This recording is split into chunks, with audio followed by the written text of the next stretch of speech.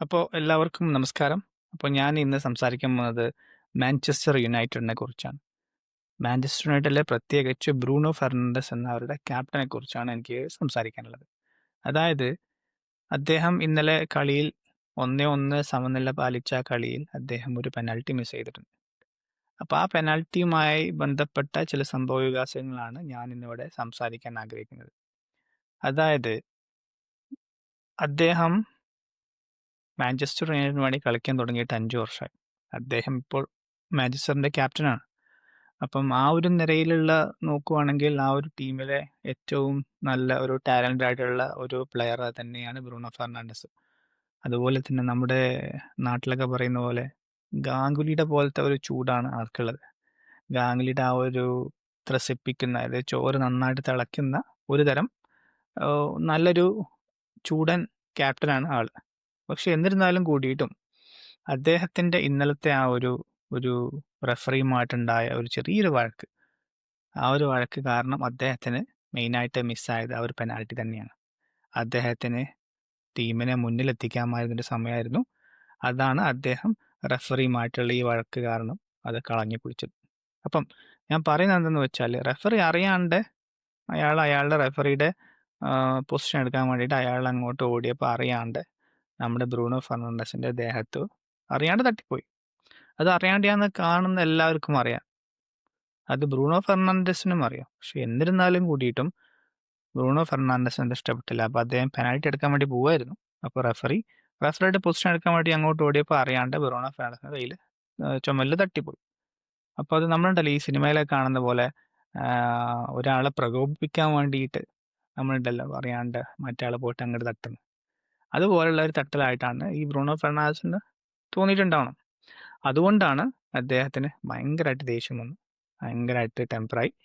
അവസാനം റഫറി പെനാൽറ്റിക്ക് കിടക്കാൻ പറഞ്ഞെങ്കിൽ പോലും അദ്ദേഹത്തിന് ദേഷ്യം വന്നിട്ട് അയാൾ റഫറി തന്നെ നോക്കുന്നത്. പെനാൽറ്റിക്ക് കിടക്കാണ്ട് റഫറി തന്നെ നോക്കുന്നു. അങ്ങനെ കുറേ നേരം നോക്കി. എന്നിട്ട് റഫറിയോട് ഇങ്ങനെ നോക്കിയിട്ട് റഫറിയെ പേടിപ്പിക്കാൻ.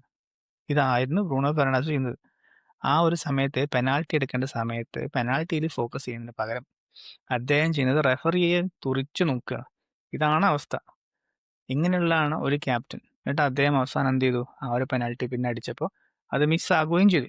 അപ്പോൾ ഞാൻ പറയുന്നത് എന്താണെന്ന് വെച്ചാൽ, കളിയിൽ നമ്മളെപ്പോഴും ഫോക്കസ് ഉണ്ടാവും. അല്ലാന്നുണ്ടെങ്കിൽ ഇങ്ങനെയുള്ള ഒരുപാട് കാര്യങ്ങൾ വരും. ഇതുപോലത്തെ ചെറിയൊരു പ്രശ്നം, അതും അറിയാതെ തട്ടിയൊരു പ്രശ്നം, ഇതിന് വേണ്ടിയിട്ട് ഇത്ര നല്ലൊരു പെനാൽറ്റി ടീമിനെ മുന്നിലെത്തിക്കേണ്ട ഒരു അവസരത്തിൽ ഇദ്ദേഹം അത് കളഞ്ഞു കുളിച്ചു. അപ്പോൾ അദ്ദേഹം ആ ഒരു ക്യാപ്റ്റനായിട്ട് പോലും അദ്ദേഹം ഒരു കളിക്ക് മുൻഗണന കൊടുക്കാണ്ട് അദ്ദേഹത്തിന്റെ ഈഗോ മുന്നിൽ വെച്ചു എന്നാണ് എനിക്ക് പറയാനുള്ളത്. അപ്പോൾ അതുകൊണ്ട് തന്നെ എന്തായി, അവസാനം കളി തീർന്നപ്പോൾ 1-1 മാഞ്ചസ്റ്റർ യുണൈറ്റഡ് ഫുൾഹാമുമായിട്ട് സമനില പാലിച്ചു. അതും എൻ്റെ ഒരു അഭിപ്രായത്തിൽ സത്യം പറഞ്ഞാൽ ആ ഒരു മാച്ചിൽ മാഞ്ചസ്റ്റർ യുണൈറ്റഡ് എങ്ങനെയോ രക്ഷപ്പെട്ടു എന്നാണ് എനിക്ക് പറയാനുള്ളത്.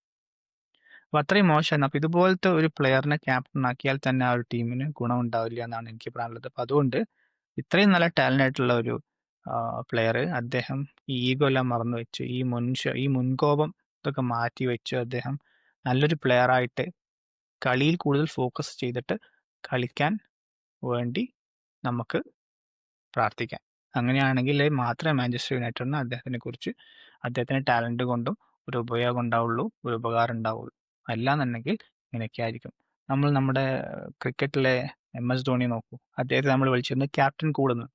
അപ്പോൾ എന്തുകൊണ്ടെന്ന് വെച്ചാൽ ക്യാപ്റ്റൻ കൂൾ എന്ന് പറഞ്ഞാൽ, അതുപോലെ തന്നെ രാഹുൽ ദ്രാവിഡ് ക്യാപ്റ്റൻ ആയപ്പോഴും ഒക്കെ എന്ന് പറഞ്ഞാൽ ആ ഒരു എന്താ പറയുക, ആ ഒരു സ്പോർട്സ്മാൻ സ്പിരിറ്റ്, ആ ഒരു മാന്യത, അല്ലെങ്കിൽ ആ ഒരു കളത്തിലെ ആ ഒരു റെസ്പെക്ട്, ആ ഒരു കളത്തിലെ കാം ആൻഡ് കമ്പോഷർ, ഈ ഒരു കാര്യങ്ങൾ ഉള്ള ഒരാളായിരിക്കണം ടീമിനെ നയിക്കേണ്ടത്. മാഞ്ചസ്റ്റർ യുണൈറ്റഡിൽ അൺഫോർച്ചുനേറ്റ്ലി ഇങ്ങനെ ഒരു പ്ലെയർ സത്യം പറഞ്ഞാൽ ഇപ്പോൾ ഇല്ല. നല്ല ടാലന്റഡ് ആയിട്ടുള്ള നല്ലൊരു ക്യാപ്റ്റൻ കൂളായിട്ടുള്ള ഒരു പ്ലെയർ മാഞ്ചസ്റ്റർ യുണൈറ്റഡ് ഇല്ല. അതുകൊണ്ട് തന്നെ നമുക്കറിയാം, കഴിഞ്ഞ 5 വർഷമായിട്ട് മാഞ്ചസ്റ്റർ യുണൈറ്റഡിന്റെ തകർച്ചയിലാണ്. നമ്മുടെ സുരേഷ് ഗോപി പറഞ്ഞ പോലെ അതുക്കും മേലെന്ന് പറഞ്ഞാൽ ഇത് അതുക്കും താഴെ, അതുക്കും താഴെ, അതുക്കും താഴെ എന്നുള്ള രീതിയിലാണ് മാഞ്ചസ്റ്റർ യുണൈറ്റഡ് പോയിക്കൊണ്ടിരിക്കുന്നത്. എന്തായാലും മാഞ്ചസ്റ്റർ യുണൈറ്റഡിന്റെ ഈ സീസണിലെ പ്ലേയേഴ്സ് എല്ലാം അത്യാവശ്യം ഒരു ടാലന്റഡ് ആയിട്ടുള്ള കുറച്ച് പ്ലേയേഴ്സ് ഉണ്ട്. സ്വന്തമായിട്ട് കളിയെ മാറ്റിമറിക്കാൻ പറ്റുന്ന രീതിയിലുള്ള പ്ലേയേഴ്സൊക്കെ ഉണ്ട്. അപ്പം അതുകൊണ്ട് തന്നെ ഇത്തവണ നമുക്ക് എന്തെങ്കിലുമൊക്കെ ഒരു ഇമ്പ്രൂവ്മെന്റ്സ് മാഞ്ചസ്റ്റർ യുണൈറ്റഡിൽ ഉണ്ടാവുമെന്ന് നമുക്ക് പ്രതീക്ഷിക്കാം എന്തായാലും. അപ്പോൾ നമുക്കിനി അടുത്ത ദിവസം കാണാം.